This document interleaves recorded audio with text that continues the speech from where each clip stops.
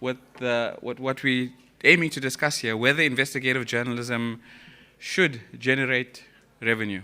Any strong believers that this should be funded by different, other than commercial revenue streams? No? Okay. They had a hand? Okay, at least one hand. We're not going to, 2 hands, great. 3, okay, and it's all the familiar faces. Thanks, guys, thanks. So what we're going to do is, the session is split up into 3 parts. Firstly, we're going to get to know about the panel, what they've accomplished, the organizations, how they're doing things, how they're trying to solve this puzzle. Then we'll go into a bit of discussion with yourselves as the audience.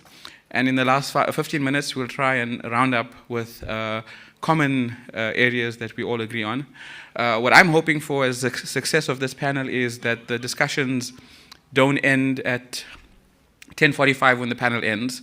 That over the next 2 days we continue these discussions, and ideally for those who can, we continue these discussions even back when we at home with our organizations, because it's an ongoing challenge. So let me now introduce myself.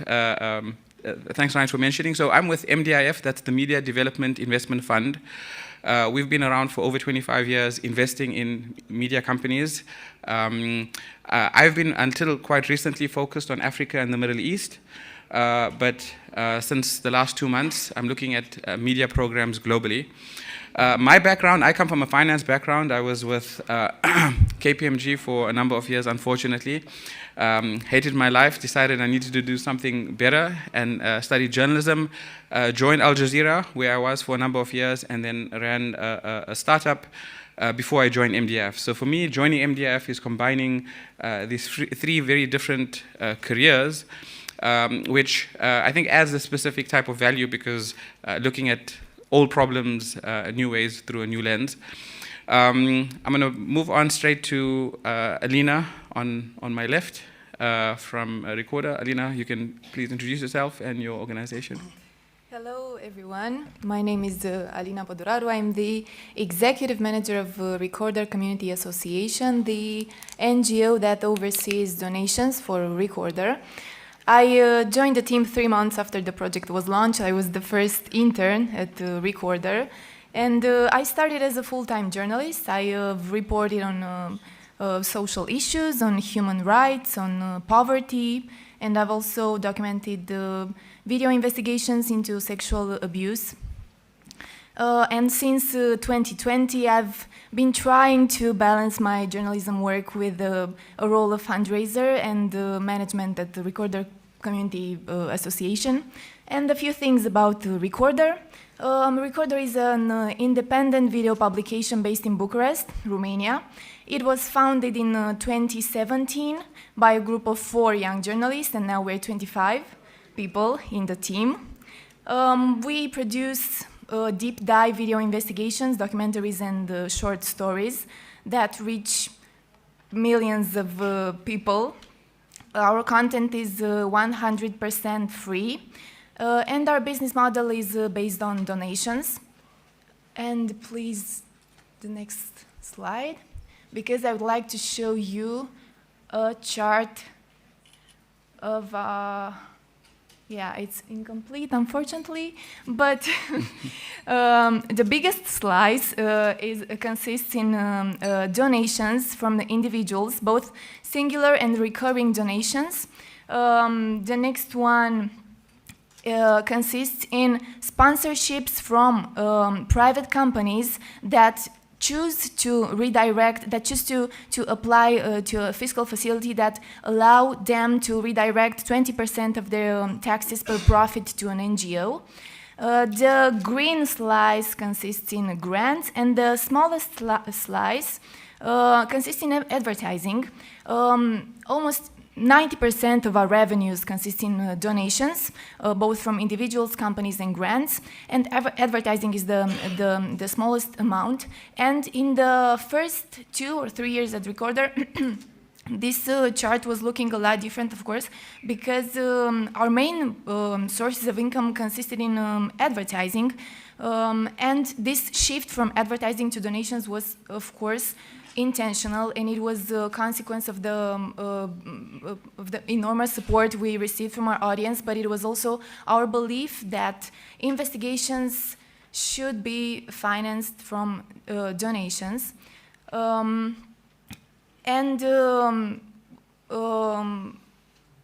We are very lucky to have a very loyal community of donors. We managed to do all these things because we managed to build this very loyal community. We have almost 10,000 people that support us with a recurring donation every month on different platforms, on YouTube membership, on Patreon, on Braintree, and on PayPal.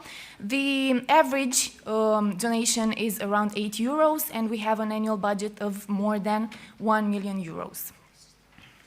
Thank you. Was there another slide? No. Yes, but We'll come back. Okay, so we can go back to the original slide, please.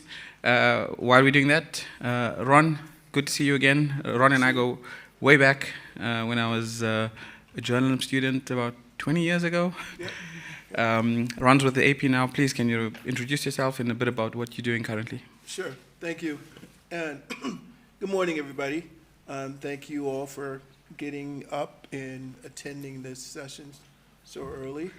Again, my name is Ron Nixon. I am a Vice President for News, Investigations, Enterprise Partnerships, and Grants at the Associated Press. The Associated Press has been around for a fairly short period of time. It was founded in 1846, sorry. By a number of newspapers. So 1846, that's only 178 years, so relatively new. Started by 5 newspapers in New York to cover the Mexican-American War and pool their resources.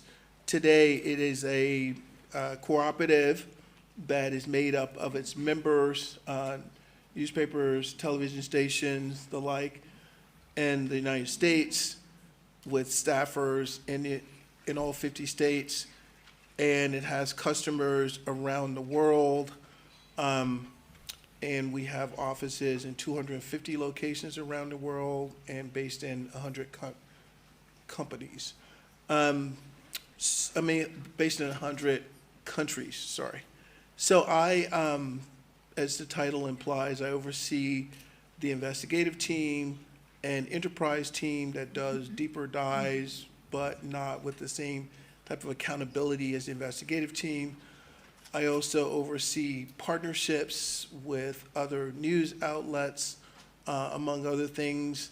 One of those partnerships resulted in an Academy Award, an Oscar, and a BAFTA this year for the film that you'll actually, hopefully, come and see tomorrow night, 20 Days in Mariupol. And I also oversee our philanthropic efforts in the newsroom, working with our development team on the corporate finance side. And lastly, I oversee something that's called AP Productions, which is a production unit that works with Hollywood studios, podcasters, documentary filmmakers to turn our investigations and enterprise work into movies, documentaries, podcasts, and the like. Thank you. Next up is Juliana. Please go ahead. Hello, good morning, everyone.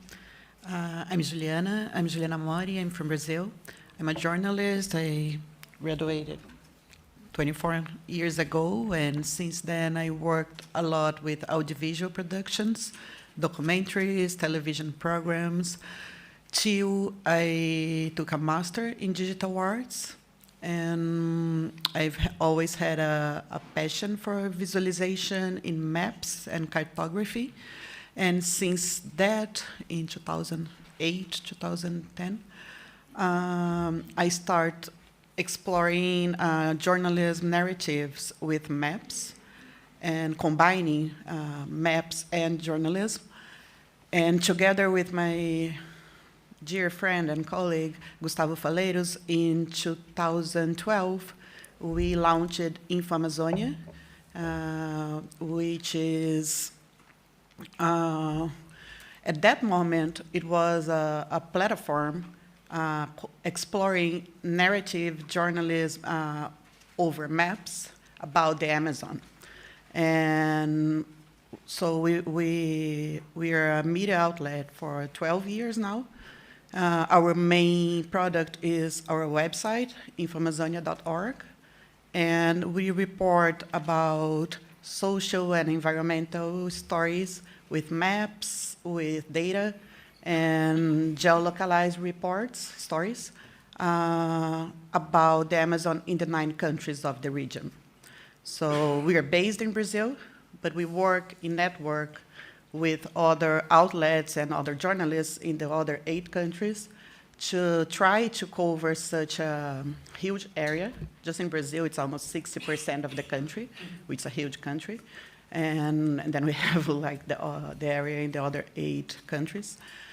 So along these years, we've been diversifying our activities from these challenges, like the challenge of covering such a huge area, and also because of the unique of the work that we do, this that we call today geojournalism, but when we started 12 years ago, didn't really have this name.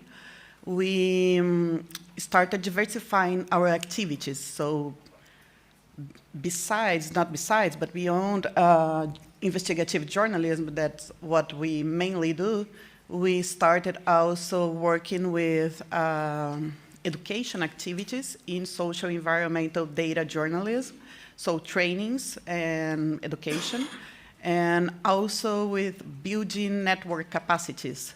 So nowadays, our revenue is diversified in these 3 main core activities: investigative journalism, trading, education, and building networking capacities.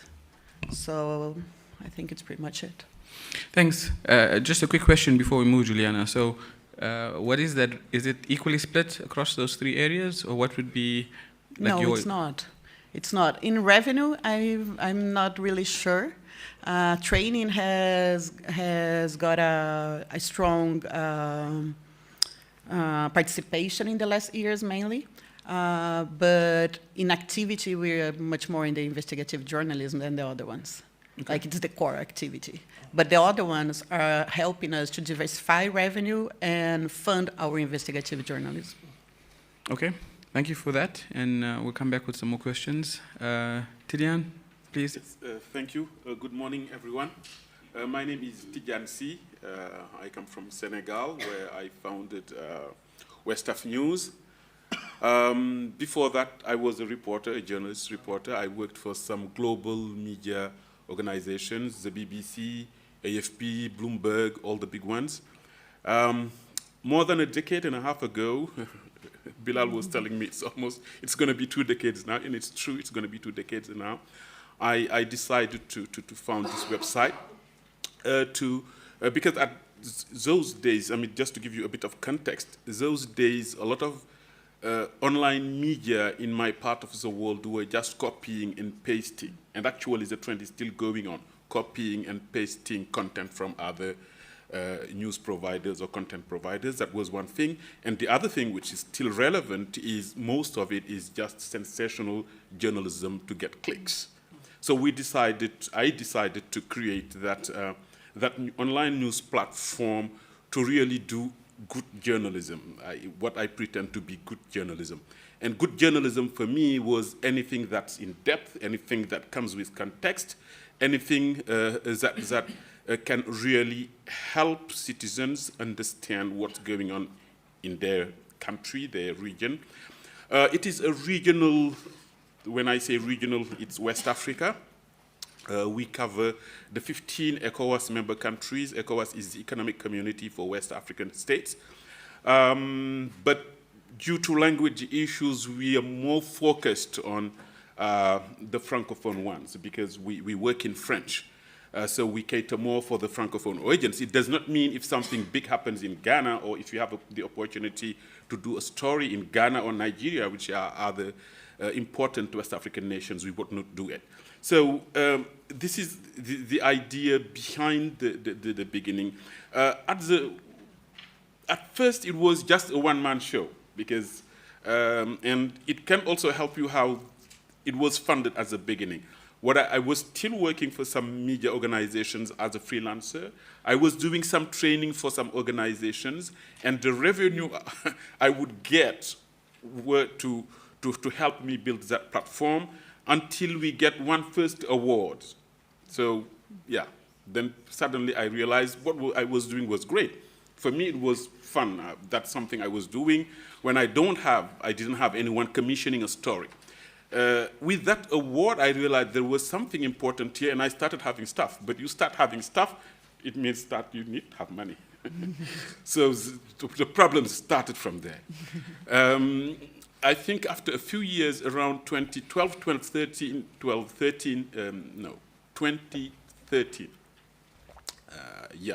I brought in a few colleagues, told them, okay, listen, guys, I don't have money. Probably you also don't, because we are all journalists, and I wanted the organization to remain independent. I would want you to just do what I'm doing, take some of your free time and come. So really very awkward business model where you gather poor people to make an organization run. We're all journalists, none of us has money, but I told them, okay, just give your time, your extra time to help me generate more stories. Probably it would lead somewhere. Unfortunately, it was a bit difficult. Me as a founder, the commitment you would have would probably be very different from the commitment other people would have. It's very understandable. Until, well, we got some other recognitions because we were part of Panama Papers, Fatal Extractions. So some organizations, bigger organizations, started getting interest in what we're doing. So from where I was funding it with my activities as a trainer, as a journalist, reporter, getting money and reinvesting on a small organization, I started getting funded. And the big, really thing was, during COVID, what happened is I was recognized among the 16 Africans with a good response to COVID. And for me, it was in a field of news and information, because I was doing something on responding to all the fake news about COVID with credible news about COVID. So it opened doors, and we started getting grants. So now the big issue is we're talking about profit puzzle. For us, it's becoming interesting because of grants.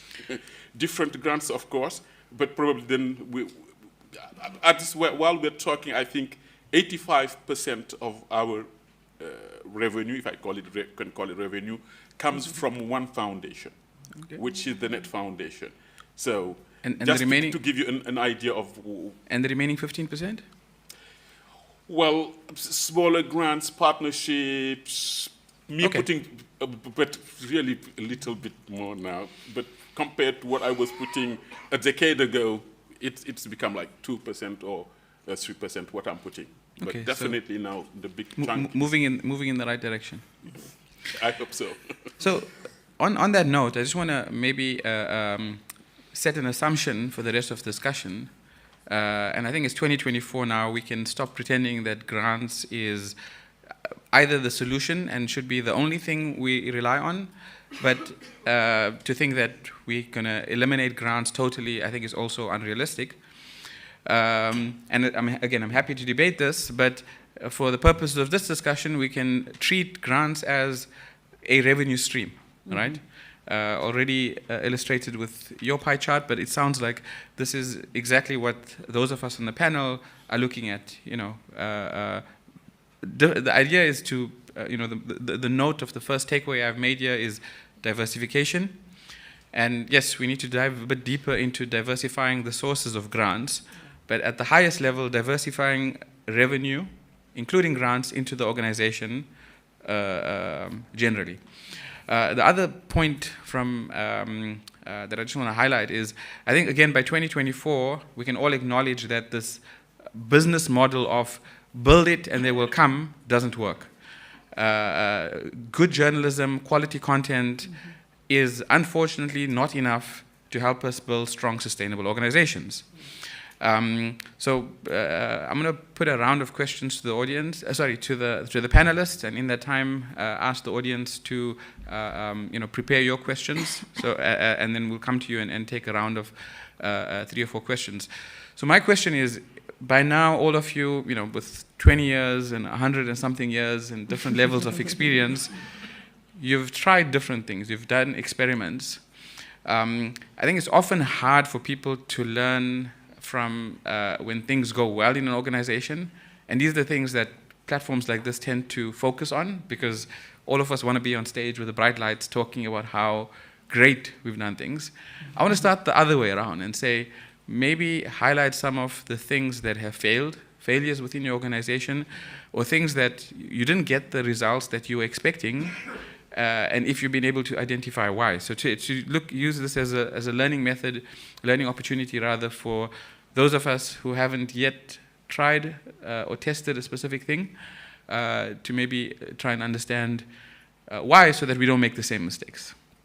So we can either go in a row, or if someone's... Alina, do you want to? Yes, I was thinking of a situation that we encountered last year, because despite from our video content that we are producing, and which is our core activity, the video investigations and documentaries that we produce, we also have a daily news podcast and a weekly newsletter.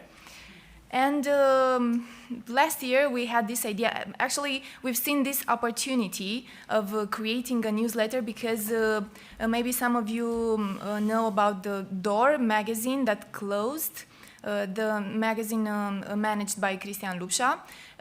And so was their newsletter, which was extremely successful.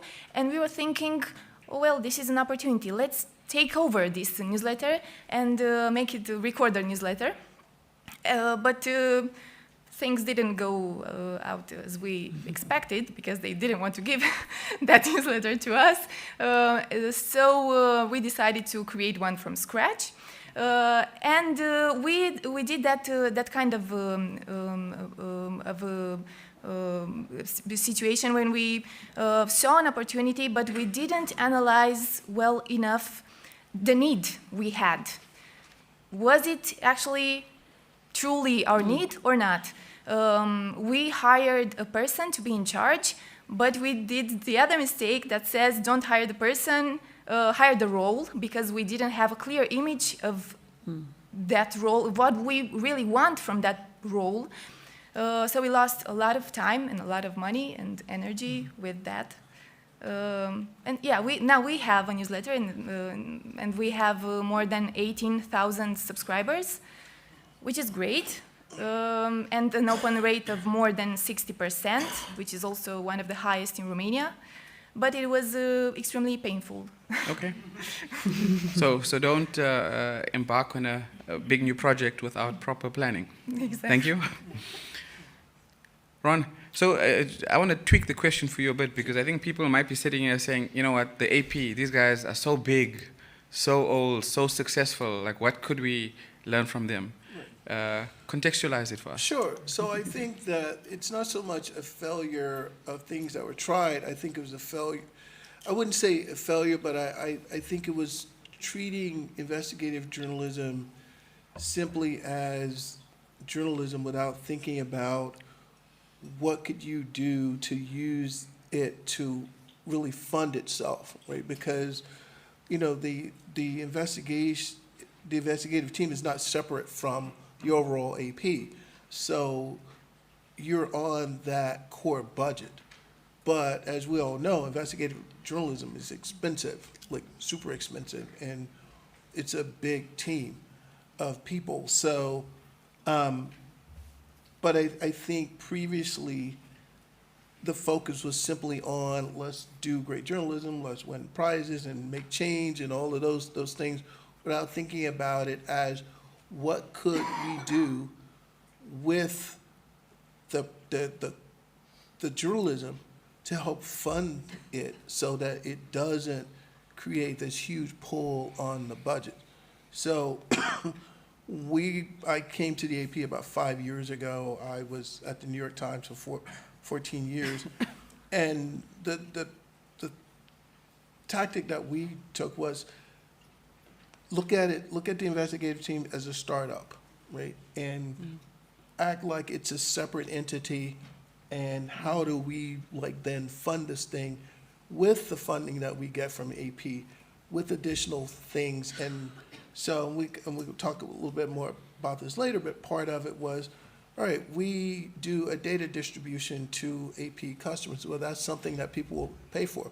We do a massive investigation nationally, then the customers of AP want that data. So we can provide that to them. That becomes like a revenue stream. There is, we have 2 versions of videos that we put out. One that is a kind of unstructured thing that broadcasters buy from the AP and take it and do what they want with it. But we can customize that so it becomes a product. We also have a more polished one that we provide to customers too, and members across. So that becomes another product that we can do. And then we have a short little audio thing that's called the story behind the story that we've just started testing out to see how that, it's like a 8-9 minute audio that summarizes the story. So our audio customers, because there's still a lot of radio folks, use that for their broadcast, right? So again, it's not so much as something that we tried, but the things that weren't tried. And so we just brought, a different mindset to it, and approaching this thing like it's a startup within an existing news organization. So the startup investigative team, startup within, do they have their own sales function, or is that still done by the mothership? It's still done by the mothership, but the thing is, it wasn't coordinated with the revenue side, which is where my role comes in, because I straddle both the business side and the news side. And so I have regular meetings with the revenue side. I do talk to customers as well, so I know what they use and what they don't use. But again, that we didn't have a role like that to sort of straddle both the business and the news side of thinking of, okay, we got this great journalism here, but what products can we create out of that great journalism that will provide a revenue source or revenue sources that then we can pay for this journalism and take pressure off the core budget. Okay, so that link between the newsroom editorial teams to the commercial teams. Right. Okay, I want to flesh that out a bit more, but Sure. let's come back to that. Okay. Juliana? I don't know if it's a mistake, but I think we've kind of corrected the route. And talking to Ron yesterday, I thought we could have thought in a different way also. So because we at InfoAmazonia have this interface with technology and with through the journalism, we were searched for. It was an important kind of type of revenue for some years. The partnerships with civil organizations, scientific organizations, and to make special reports in partnership with them. So not investigative journalism, but to bring journalism to tell the stories they were producing actually in the science. And also people would want us to make platforms. So journalistic platforms and platforms in general. So in some point it was an interesting type of revenue. But as we're small, I think I didn't say that in my presentation, but we're a small outlet, These would get very confused because the same team that was doing investigative journalism was also doing these products. And we, at some point, some years ago, we decided we would not go do it anymore because you need to have a client attainment, a client relation that we didn't have how to do it, because we need to do our journalism. But talking to Rome yesterday, I was just thinking that AP is doing this in another way, not in just kind of partnerships, but doing these products and having these structured departments for that. And maybe just instead of just saying, no, we don't do this, as technically it's also not our specialty, we should have think of how to structure a separate department that can bring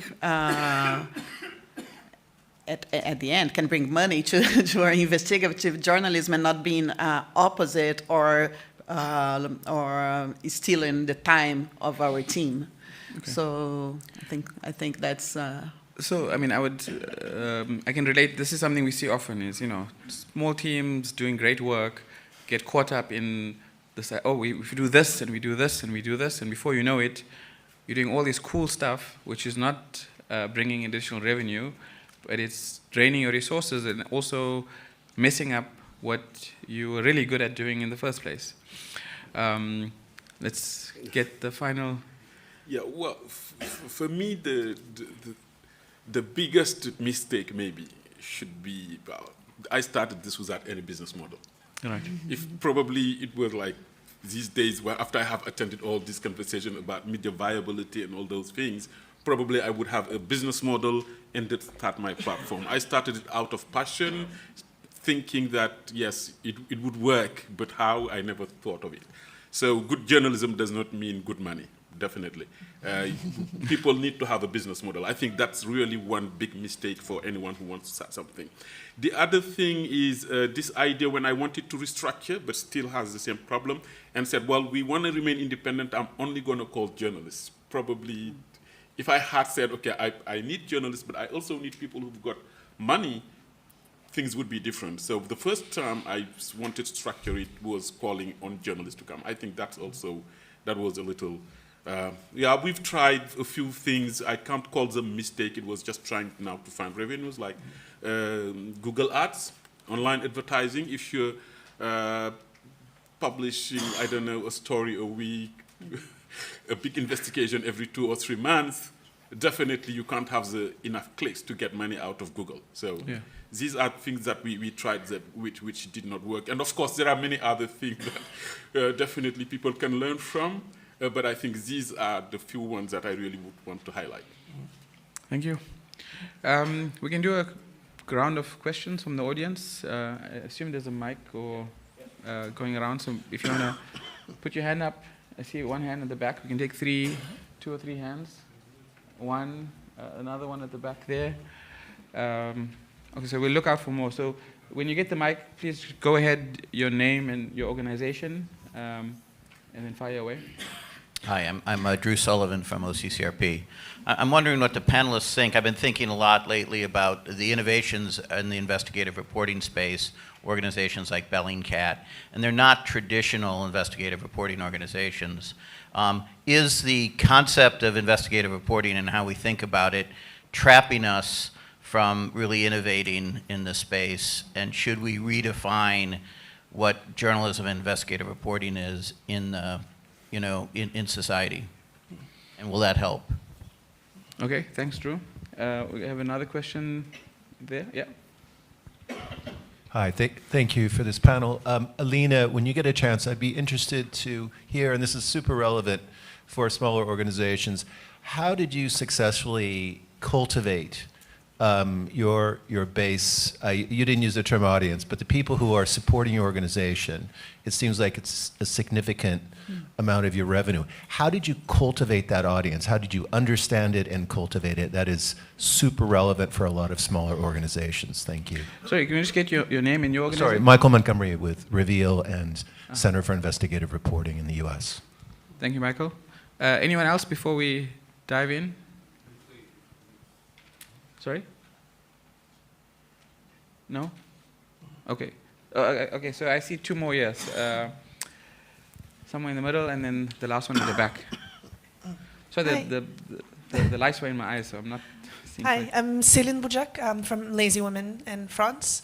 And just curious, when you're thinking about the different funding streams coming into your organizations, how are you also thinking about independence and maintaining that independence? Alina, for example, you mentioned you have advertisers as well. That's a revenue stream, so I'm just curious how you maintain your independence when you have or seeking these different revenue streams. Thank you, and then the final question at the back. Okay. Hello, everyone. This is Angel Petrov. I come from Bulgaria. And my question would be maybe to all of you, maybe in particular to my Romanian and Senegalese colleague, because maybe their media markets would be different, including in scale to what we have in the US and Brazil. So when you began trying to fund your own thing, considering the state the media market was in, so you had some success, you had some difficulties, but I wonder, were you pioneers in what you were doing? And after you established yourself and managed to sustain yourself, did others try to copycat your model? Are there currently, or not, even if not copycat, build upon, etc.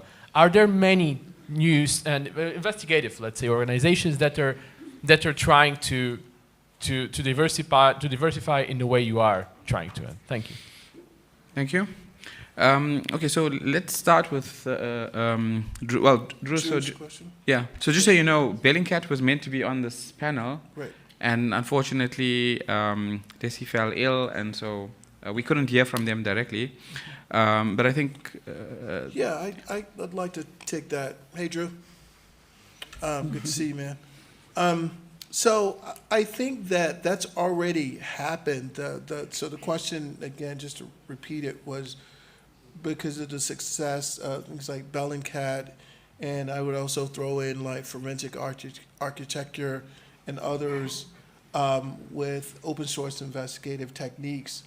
I think that's already happened. I think that a number of news organizations have incorporated that into how they do investigative journalism. Has really changed how we do what we do. There are tools, there are techniques, there are things that were just not available to us in the past. And the idea of what a record is has vastly changed, because a record is basically anything, any data point or video that we can get our hands on and verify now.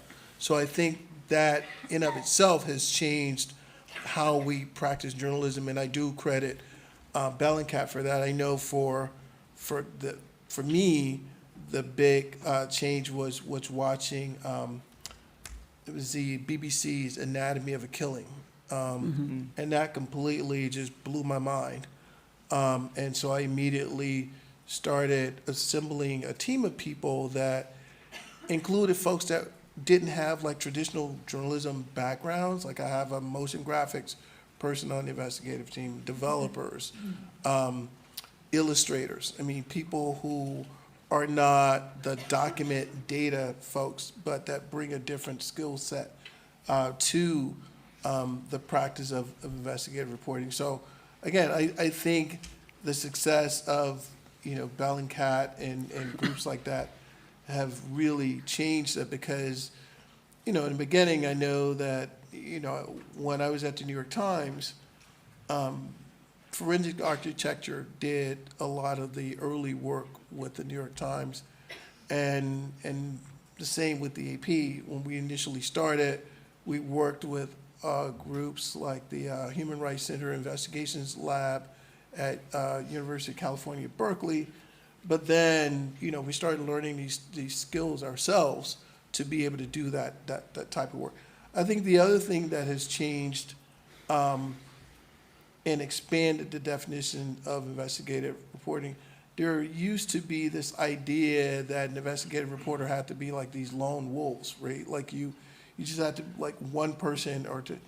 and even teams within the news organizations expanded. But now, what you all do with OCCRP, ICIJ, folks, and I mean, basically everybody does it now, where we are combining resources with media organizations around the world with the Panama Papers and things like that, that has really changed, again, how we do journalism. Because in the past, we would just keep that stuff for ourselves, right? And I think we would have lost a lot of things too, because maybe if we had the Panama Papers, we would just do stuff maybe in a few places, but then that would be the end of it. And so you basically have these records that would sit unused.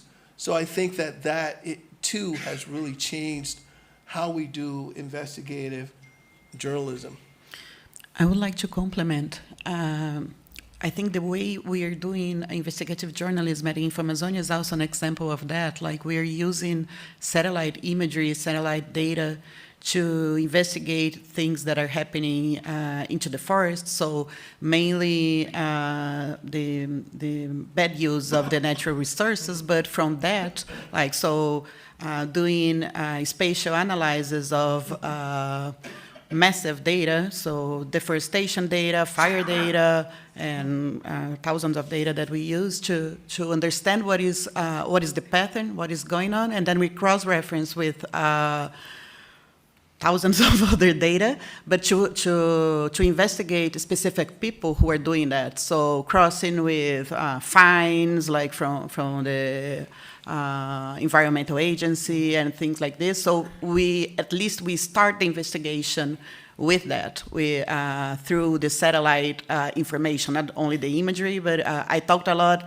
in my presentation about maps, but it's actually spatial analysis, what is the main thing that forms our investigative journalism. So I think it's also like a broader way to think of investigative journalism. And the ideal point is when we get that from the macro, the satellite information, and then we can go to the field and also investigate into the ground. But also thinking about revenue, it also allows us to do a lot of investigative journalism without necessarily going to the ground. We can also do it remote. In the Amazon case, it's very important. So we can do it a lot. I mean, I think the innovation in the model around this also that we're seeing often is that, especially when you have certain sets of skills or highly specialized skills that is used in a investigative department or in an organization, thinking broader than where those skills can be applied elsewhere, where the data that you're gathering that might not be part of a particular story or piece of coverage could be useful in other contexts. And that, I guess, also, I'm going to jump to the third question on this question of independence, right? Mm-hmm. Because there's,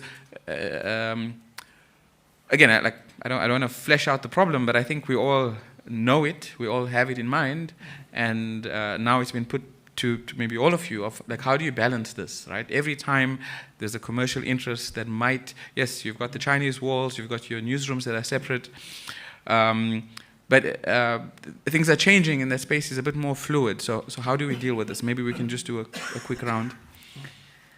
The slice that was dedicated to the advertising revenue that you've seen in the pie chart was only from our YouTube channel, because the YouTube channel is our main platform where we publish our content. And now, because we are in the election campaign, Romania has this year 4 elections, and the election campaign started. We decided to stop those revenues from the advertising from YouTube, because there is this situation where our audience, the users of YouTube, start visualizing advertising from politicians before our investigations. Even if we try to stop this, YouTube continues to do that. So we choose to stop those revenues. We prefer not to have those advertising revenues from YouTube if this is the situation. Okay.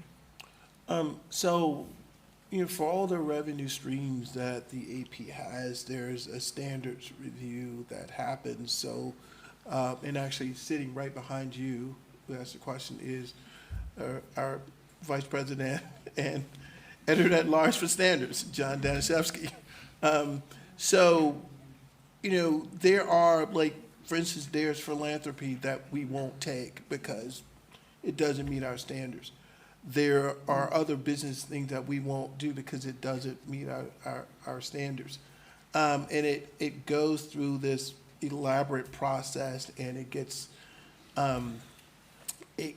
scored. There's a number, and then there's like, if it's this number, then that's something that would cause reputational harm to the AP, and it's not something that we would pursue, even though it might be, a big chunk of money or revenue and something. So it is, necessary, and, there's money that's left on the table at times, but again, we have to protect our biggest asset, which is our reputation for being a fact-based, nonpartisan news organization. Thank you. I think the first thing we always make a separation of who is funding our projects and the editorial part of it. So it's always very clear there is no editorial, I don't know the word in English, but ingerence, interference. Yeah. So that's, it sounds very obvious, but it's like something that we state at first when we talk to any person, any organization who is wishing to fund us.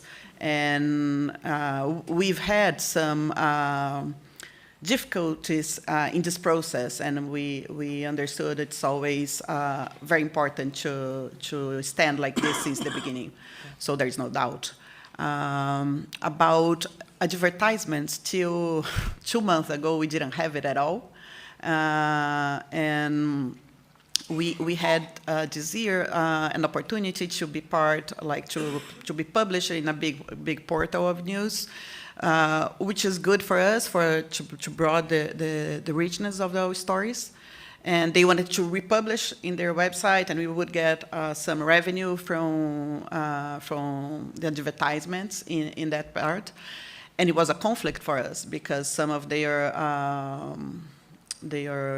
clients were companies that that really do harm to the Amazon, and we understood we could not do it because just what Ron just said, it's like about credibility and, of course, and our beliefs also. So if we're doing investigative journalism against, well, not against, but they're the theme of some investigations, how can we be in a place funded by them? So we didn't go to this model. Nowadays, we're trying the same thing you just said, it doesn't work for the kind of publication we have, like Google Ads. And then you put there like all your standards, and almost none passes. But still, we're just like experimenting with that because we really don't think advertisement would be the main form of revenue.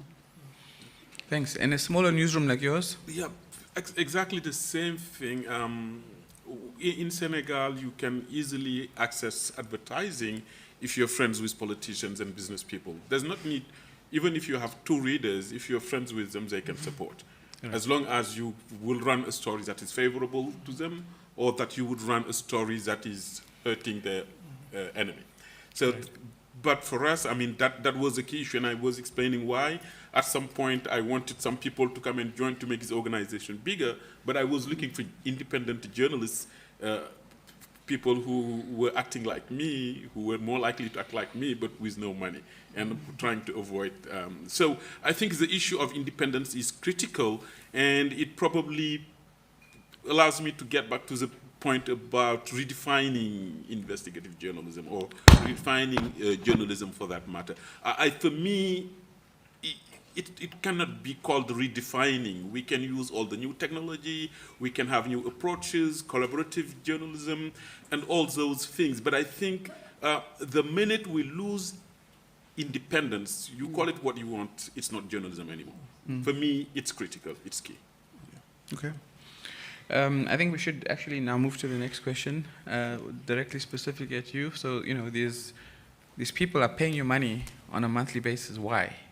Yeah, I just wanted to add an idea to the advertising discussion because we are, as Ron has said, we are at the Recorder.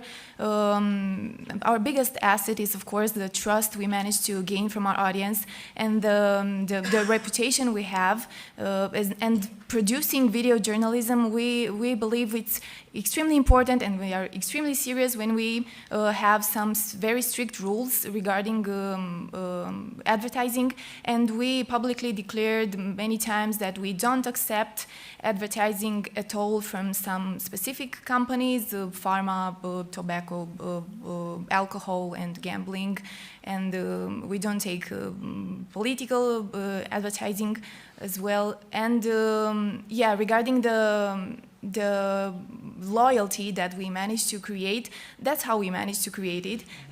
We are extremely transparent when it comes to our revenues. We publish an annual report where we publish the exact amount of money we gained with fiscal documents, the exact amount of money we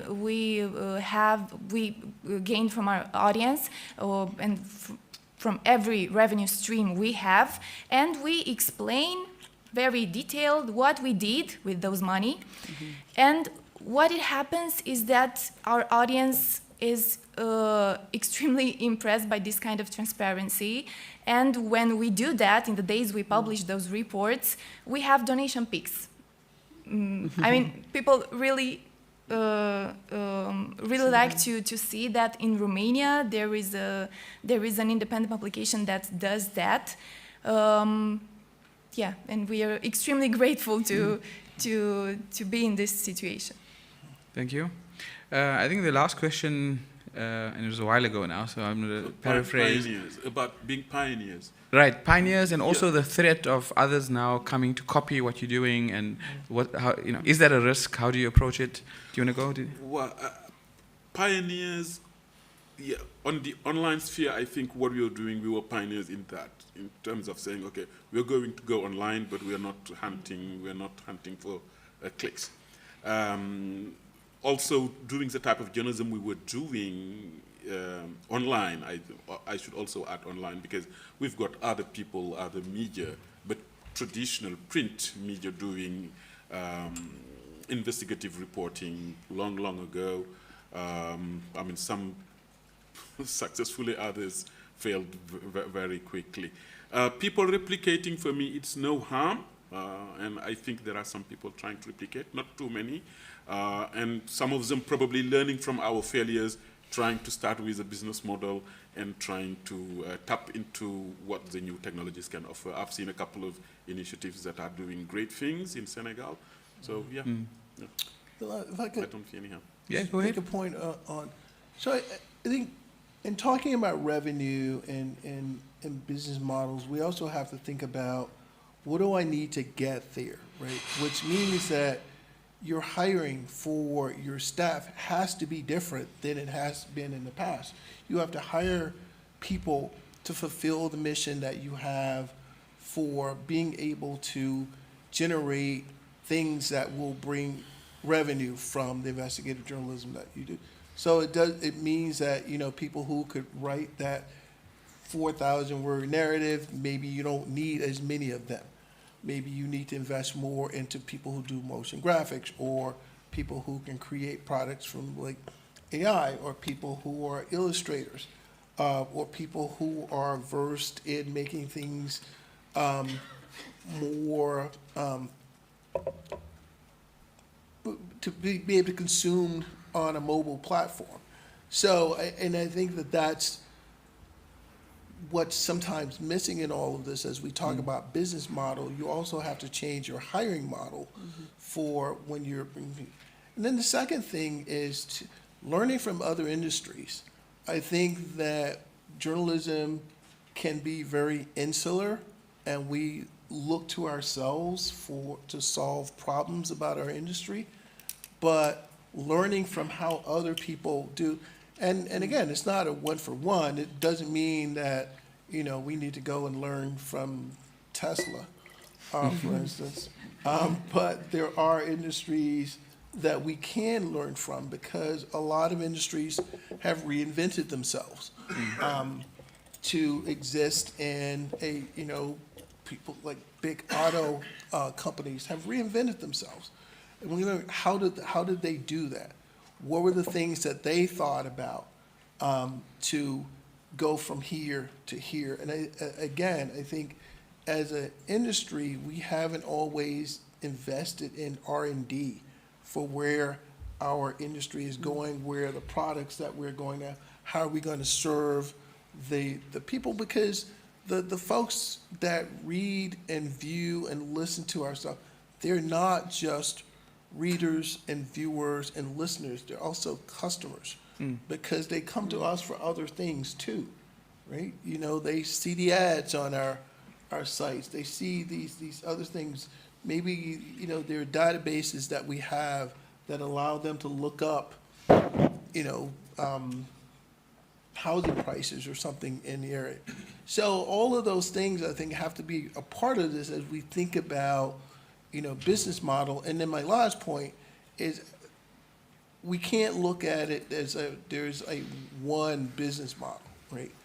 There's going to be multiple business models, even sometimes within the same organization, because, what works for you will largely depend on where you are, right, and what resources that you have. Thank you, Ryan. We are very happy when we see that other independent publications try to copy us. I really believe that we should be very humble and don't believe that we should reinvent the wheel when it comes to fundraising. And what we did at Recorder, what I did, and it was extremely helpful for us, was that I paid attention to what other big charity NGOs were doing in Romania regarding the fiscal facilities we have, because I was thinking these guys know best what to do.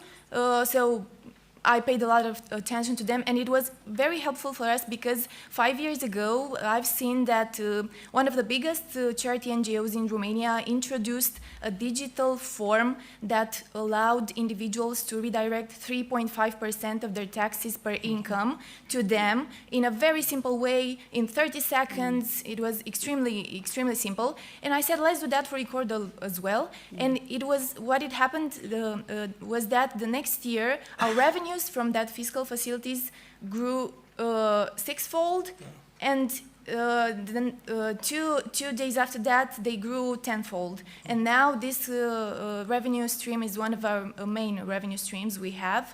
So it's important to observe what others do and to try to ask for help and to learn from others. Now we see that other independent publications use almost the same call to actions as we do when we fundraise, for example, with this fiscal facility for individuals, and it's okay. It's for the best. So I think on this point, something that we see often, so when we have these media programs, either in countries or regions, initially it's always the same kind of sentiment. Smaller independent media look at each other as competition, and try and be guarded with their secrets or their innovations. But after a short time, they realize that actually the competition are not those in the room with us. It's those on the outside who are the bad actors funded by politicians of different interests. And we can't be strong in isolation in our ecosystems. We need, for us to continue to grow, when I say us, for smaller media, independent media, they need to be in environments where they've got other stronger independent media. And then over time, the benefits of collaboration, so you find your path. There is a little bit of overlap, but when you start collaborating, then you're having more impact on society, and you're building stronger, the list of benefits is endless. But another way, and so this is the funder looking at it, is and I think, we're talking now about revenue. Often, for the last 10 years, there's been lots of conversations about opening new revenue streams and how does news make money. And we're always focusing on the revenue side, which means sometimes we tend to neglect the expenses side, right? So, and this is something which I think catches up organizations often is, yes, you may have great grants, you may have great revenue streams, but you're running an inefficient operation. And when someone can come in and do maybe not exactly what you're doing, but be more efficient, do more with less resources. And this is business 101. I think as journalists, it's our we are our own worst enemies. Like journalists are often the smartest people in the room. Yeah, we have a room full of journalists, so it's the smartest people probably in Sarajevo right now. But we think we know everything, and so we act based on what we think is the right answer, as opposed to what data will tell us, or testing something and basing it. But sorry, my point was the real competition comes in when someone is able to operate smarter and do things more efficiently. And on that note, I don't know if there's any more responses from the panel, or we can go for another round of questions if there's still interest. Maybe yes, just okay. on that little point, for why Westaff existed for that long is we have always maintained expenses very low. Right? The strict minimum you can do with very little, because as I said, it was almost with very, very scarce resources before we started getting these big grants. It was with very little resources. Even hiring somebody, what sort of office do we need? What sort of equipment do we need in the office? I think that's something really important when you start. And because I said we started with no capital. The only capital was the journalistic expertise, if I can put it that way. Yeah. I think I have an example to share about costs. We have a challenge in our funding that we are very project-oriented. I think this is our main challenge nowadays. And as you maybe have heard, the last years, the Amazon was under a severe threat, like political threat, mainly in Brazil. And we have been able to fund several projects. Sorry.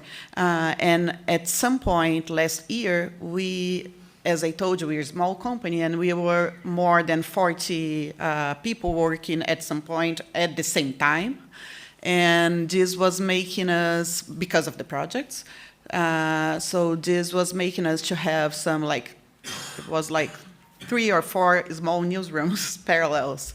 And we understood that this was not being efficient at all. It was a lot of trouble to manage all this. Besides co-founder, I'm the editorial director, so I manage the teams.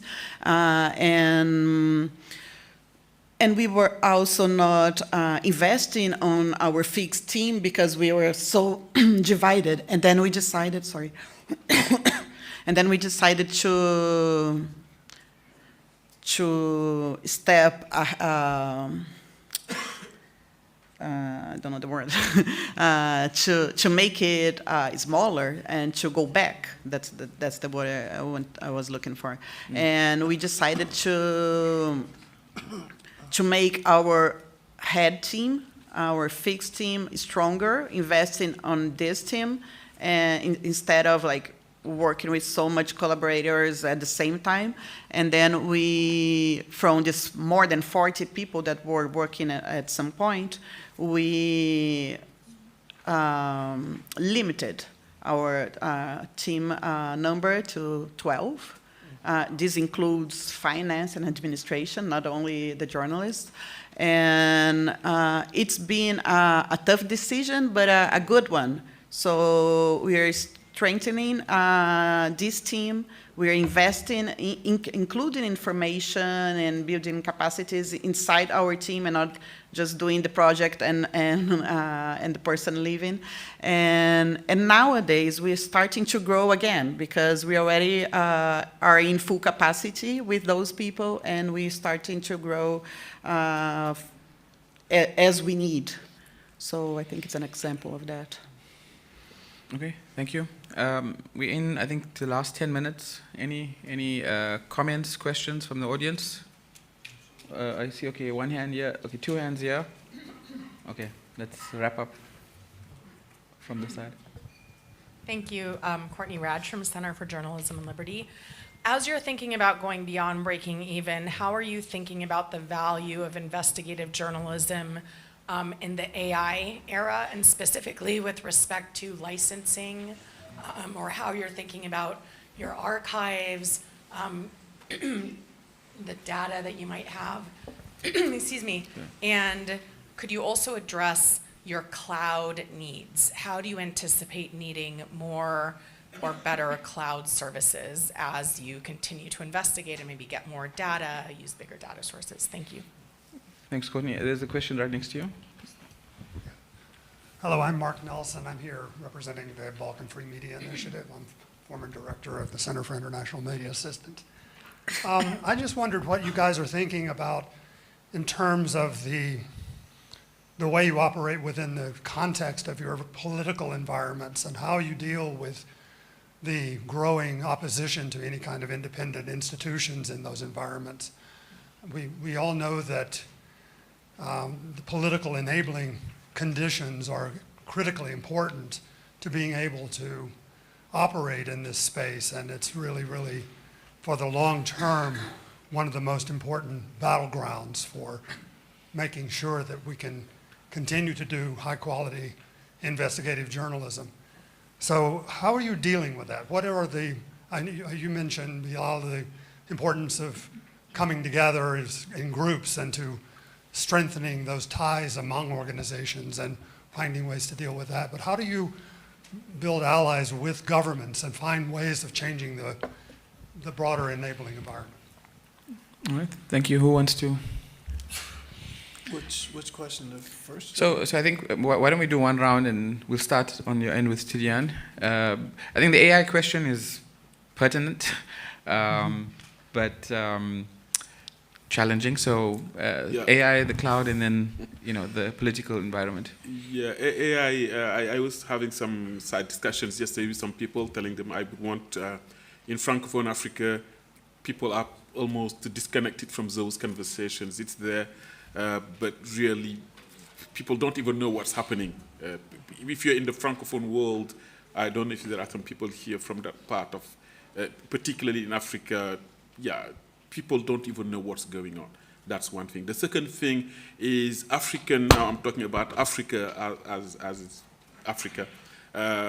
Most of the countries, probably to say all of the African countries, don't have the power to engage proper discussions with the big tech.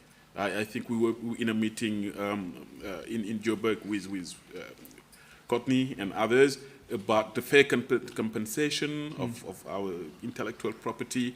Okay, in Europe, in the US, we can see media organizations struggling with the big tech, at times even the states. Facebook in Senegal probably don't even talk to the government, or they don't care. So this is an issue. Probably collectively, the global journalism community needs to engage into conversations with big tech and include the African voices within those conversations, because otherwise it can be extremely difficult. Those big tech are so arrogant when it comes to dealing with Africans that, I mean, that can be another debate. For the issue of independence, it's extremely difficult. When you come from Senegal, most of the time people think, oh, you guys are lucky, free press and everything. But what happened is people want journalists who are aligned politically. And I believe there also it can only be done through joining forces, speaking in one voice. We might be competitors as media outlets, but probably when it comes to talking to government or facing government, probably journalists need to come together. What's difficult about it is you have some journalists who may accept that good journalism is if you take side. If you side with Is it opposition or is it government? I mean, for the past 3 years, that's what we had in Senegal, where people, it's either you criticize the government or either you criticize the opposition. For me, it's not the role of journalists. These are extremely difficult issues, but probably conversations like this can help us find solutions together. Thank you. Juliana. About the two questions, right? About the political issues, I think we in Brazil had this big political threat to freedom press, to the environmental also, and I don't think we have a recipe, but this made somehow. Sometimes what happens when you're under threat, you have to do the thing and you have to respond. So somehow it made the independent journalism stronger, I think, even though it was much more difficult. Like we never would have any response from the government from whatever we asked. And also all this fake news machine working and with hate speech over our stories, our publications. But somehow I think it made us the necessity to investigate more and to publish it made us stronger, not in Amazonia, but the whole independent media scenario. And also, what the colleagues are saying, we did collaborate a lot with what could be understood as our competitors. So people who compete for the same audience, actually, like our colleagues from the independent media.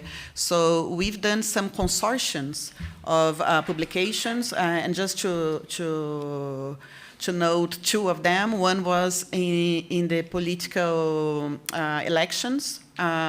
We did a consortium of stories about politics, stories about the Amazon.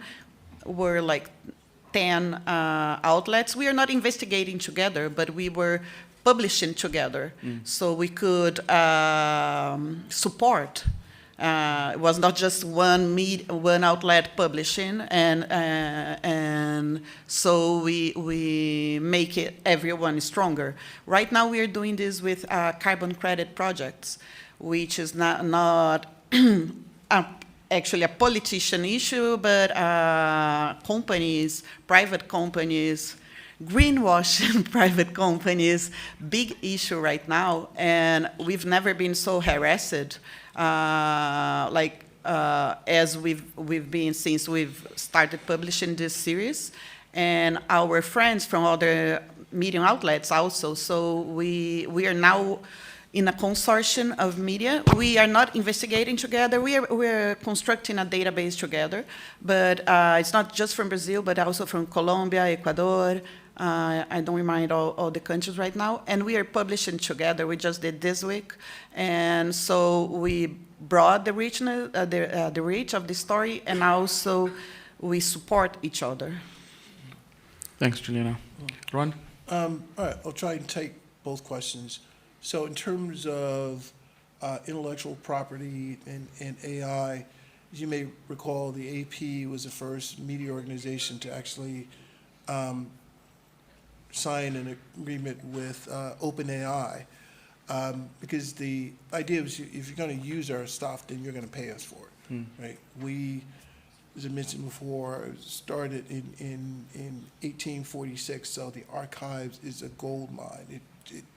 And that's not something that we're just going to give away. And since that time, we've also reached deals with other companies, other AI companies, for the use of our archives to train their large language models, because again, that archive is a gold mine, and it's not something that we're just going to let people use without paying us for it, to be honest. And in terms of cloud, I mean, we obviously that's not my area because we have a whole team of people who do, but it's they get it as we need it and what we think. We project, we're gonna have this, or in the newsroom we are gonna add more, because we do have this big data operation. So it's like, well, we think we're gonna need this, and we may need more. So, but, you know, again, we're constantly having conversations on what our data needs are, and then they, you know, compensate us in that. In terms of the gentleman's question here about operating, you know, for us, it's operating in all of these environments. You know, we operate in 100 countries. And so we're dealing with everything from the conflict in Israel to Ukraine, to, you know, Venezuela. I mean, you name it, we're operating in those places. And, you know, we have a global security team that works with the journalists and try to keep them safe with both trainings and things like that. We're, you know, constantly talking with, you know, our governments and these places, but it's never easy. And it's an ongoing process. You know, someone mentioned yesterday about what just happened with us in Israel, right? You know, we basically not existed in Russia because, you know,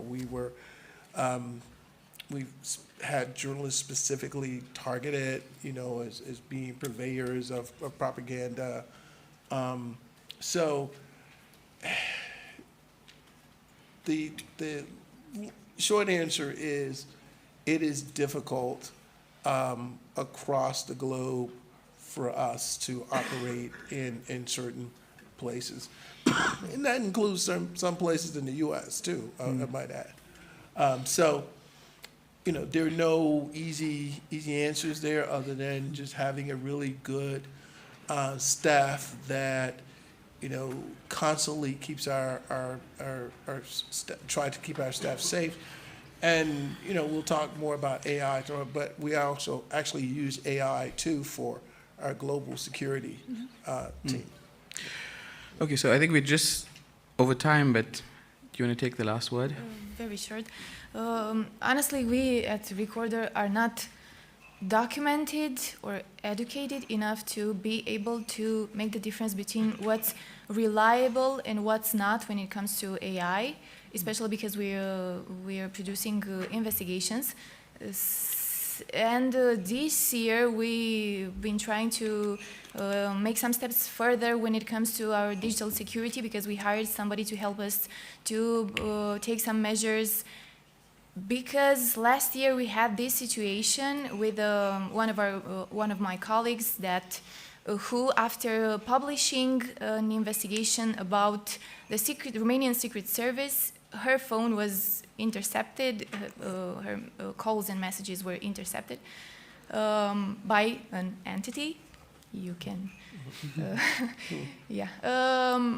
So yeah, we are trying to do whatever we can do to make things as safe as possible for us. Thank you. Sorry, Ryan, we're over time, but thanks if you can join me giving the panel. Yeah, thank you.